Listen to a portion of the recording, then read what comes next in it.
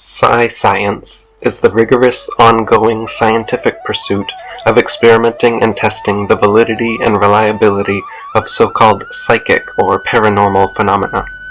Common psi abilities include such things as mind-to-mind connections, telepathy, mind-over-matter interactions, psychokinesis, perceiving distant places, people, objects, or events, clairvoyance, perceiving the future, precognition, prophetic dreams, déjà vu, spiritual healing, the power of prayer and intention, intuition, gut feelings, and the sense of being stared at. Dean Radin wrote, "There are words for psi experiences in every language, from Arabic to Zulu, Czech to Manx Gaelic.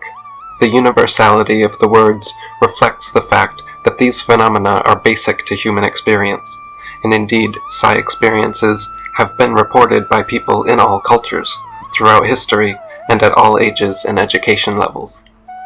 A meta-analysis of every psi experiment performed and published in the English language over the past century was recently conducted by Dean Radin, senior scientist at the Institute of Noetic Sciences.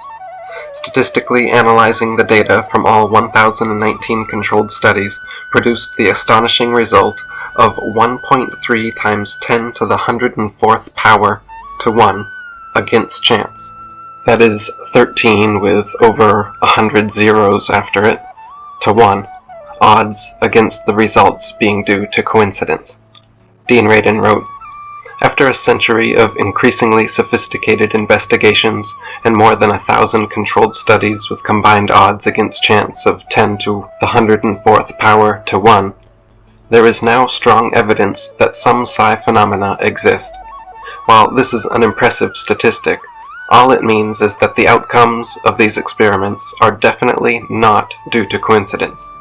We've considered other common explanations like selective reporting and variations in experimental quality, and while those factors do moderate the overall results, there can be little doubt that overall something interesting is going on.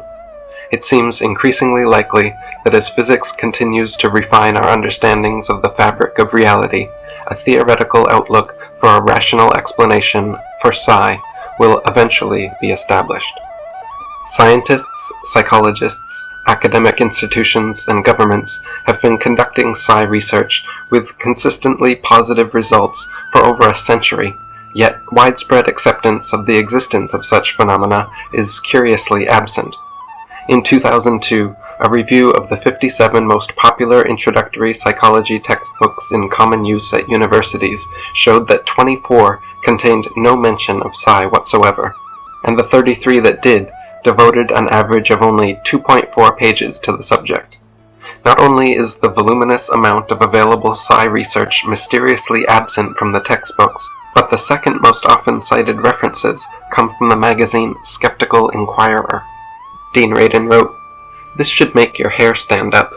It's like trying to sustain a serious scientific discussion based on citations from tabloids. If this is the type of scholarly information being fed to impressionable psychology students, it's not surprising that whole generations of future academic psychologists assume there's nothing to it."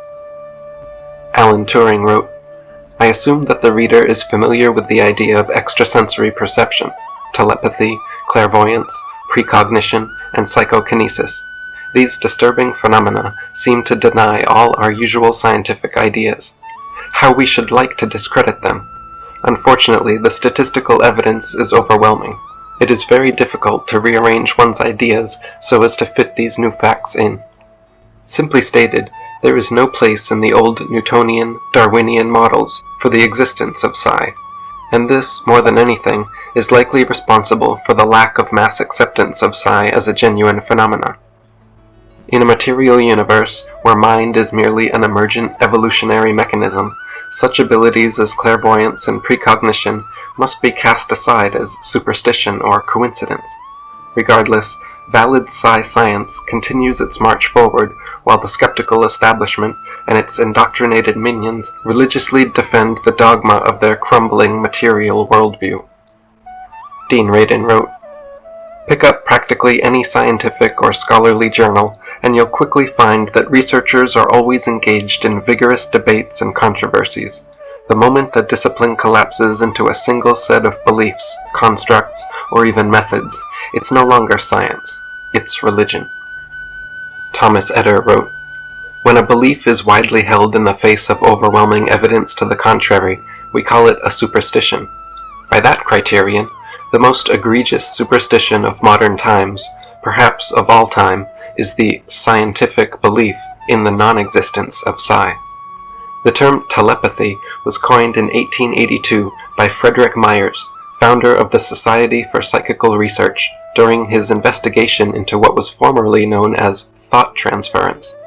Reports and documented cases of thought transference abound in almost every culture dating back for millennia, but during the 20th century, the scientific method was applied and repeatable experiments were performed which proved, with combined odds against chance of trillions to 1, that telepathy is indeed a genuine phenomenon. The most common method of testing perceptual psi, ESP telepathy, is to isolate a test subject from a hidden target object or person placed at a distance and see if the test subject can accurately describe the target or mentally influence the other person. Hundreds of variations have been performed on experiments following this basic design. Dean Radin wrote, "A classic experiment in telepathy was reported in 1923 by Dr. H.I.F.W. Brogmans and his colleagues in the Department of Psychology at the University of Groningen, the Netherlands. In this experiment, a 23-year-old physics student named Van Dam was investigated for his claimed telepathic abilities. He was placed inside a curtained booth, blindfolded, and asked to place his arm under the curtain to select one square on a 6x8 checkerboard placed on a table next to the curtain. The target square Van Dam was attempting to select was determined randomly by the experimenter on each trial. An assistant experimenter knew the target square and tried to mentally influence Van Dam's arm movements to guide him to select the correct target square.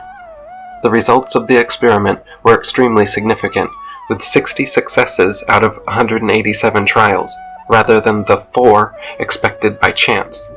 That's associated with odds against chance of 121 trillion to 1.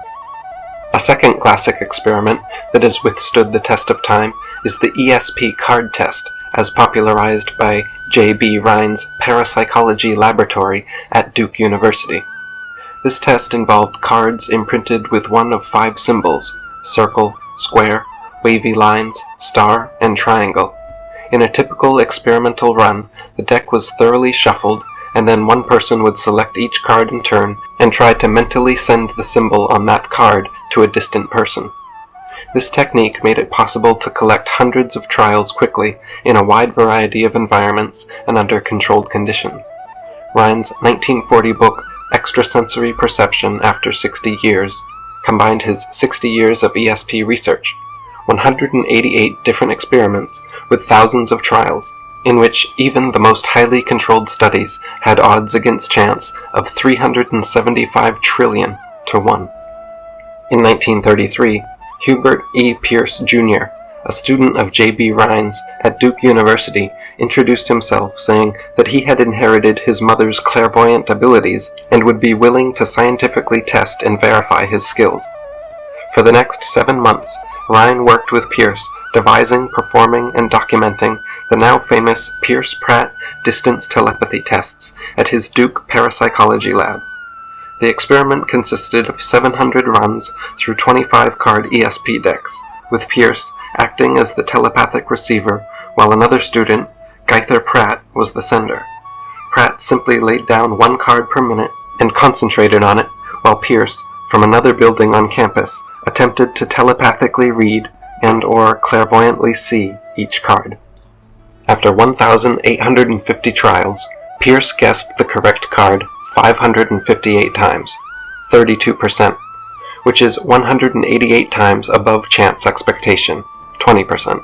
Though this 12% difference may not sound like much, it is associated with odds against chance of 10 octillion to 1.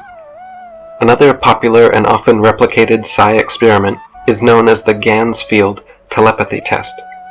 In a Ganzfield test, Participant A sits in a comfortable, reclining chair, wears headphones playing pink noise, peaceful waterfall sounds, has halved ping-pong balls placed over their eyes, and a soft red light shined on them.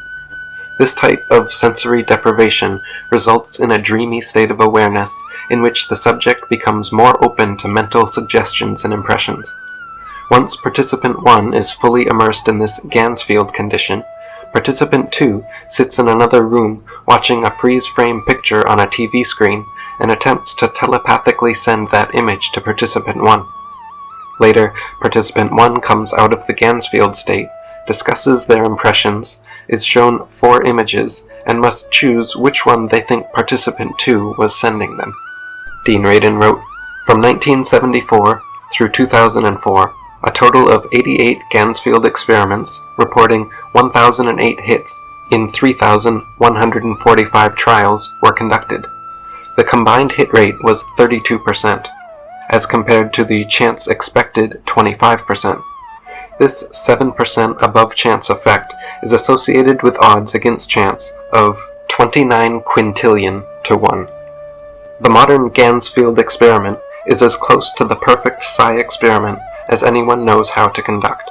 Until recently, the Ganzfield experiments were largely unknown outside of the discipline of parapsychology. Then, in 1994, psychologists Daryl Bem from Cornell University and Charles Honorton from the University of Edinburgh published a meta-analysis of Ganzfield studies in Psychological Bulletin, a well-regarded academic psychology journal. That paper provided strong evidence for a genuine psi effect. Bem and Honorton's review of earlier Ganzfield studies estimated an effect with overall odds against chance of 48 billion to 1. In Upton Sinclair's 1930 book Mental Radio, he catalogued a series of picture-drawing telepathy experiments performed in collaboration with his ESP-gifted wife, Mary Craig Sinclair. During these tests, Upton or friends and family would sketch a small object, and then Mary, in another room, another house, or even miles away, would mentally perceive the image and reproduce the sketch herself. Mental Radio contains scores of these sketches which show incredible similarities far beyond what anyone would expect by chance.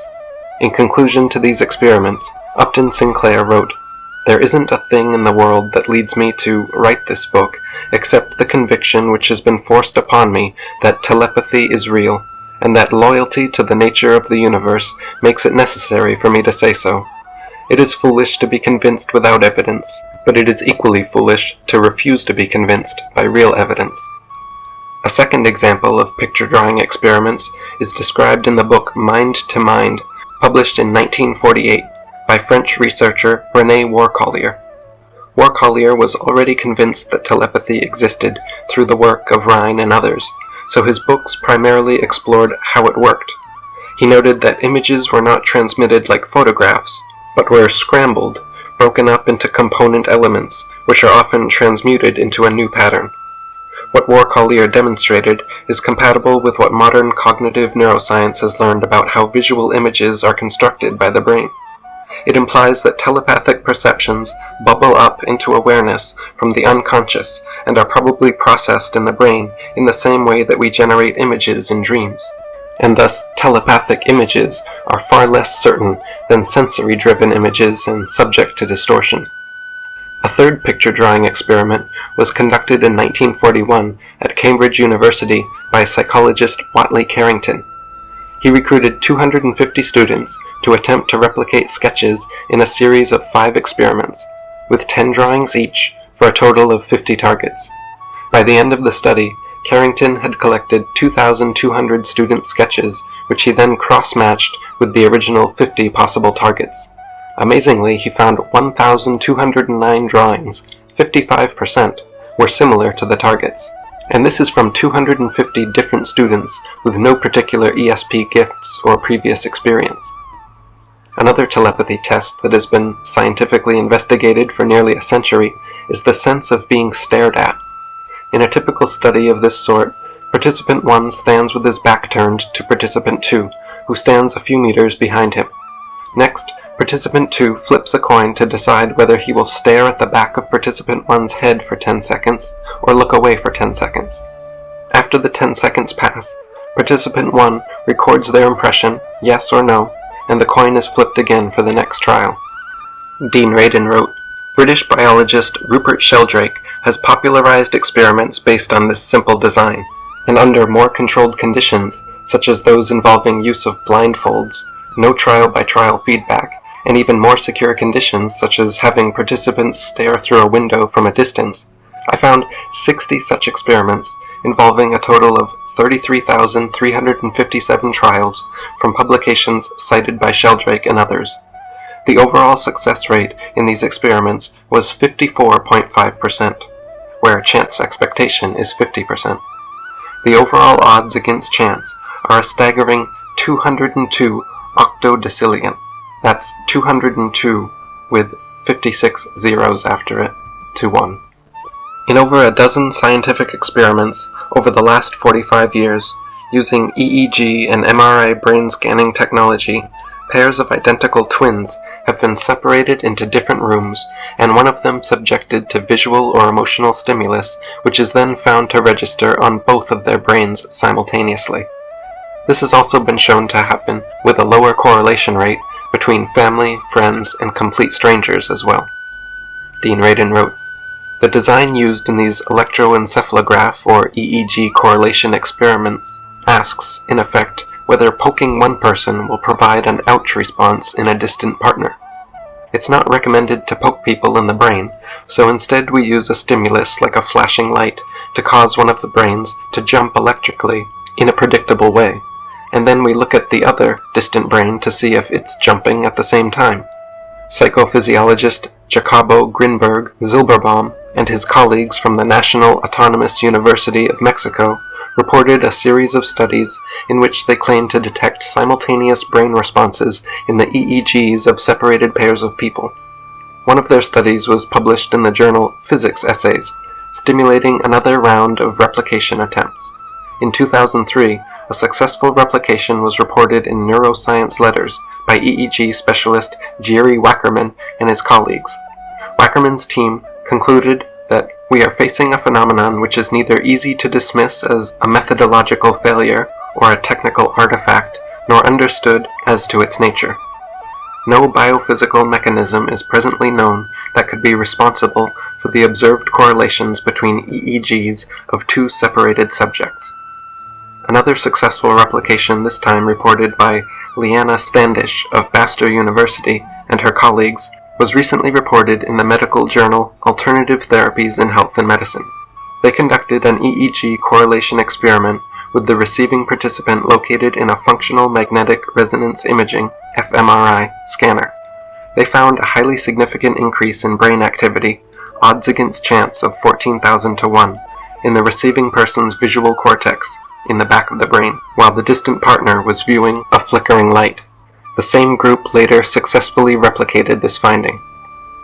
The man who invented the EEG, Hans Berger, actually became interested in the brain and the powers of the human psyche after a telepathic experience he had in early childhood.